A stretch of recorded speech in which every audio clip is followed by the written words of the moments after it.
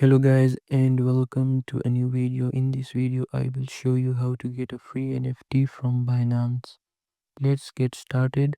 First open your Binance exchange and copy your UID. Next scroll down and find the Binance NFT option. Tap on Binance NFT, then tap on Ronaldo.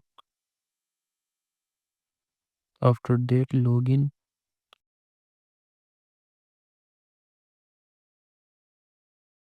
and come back. It might take a little time to load. Once it is done, tap on get your free collectible.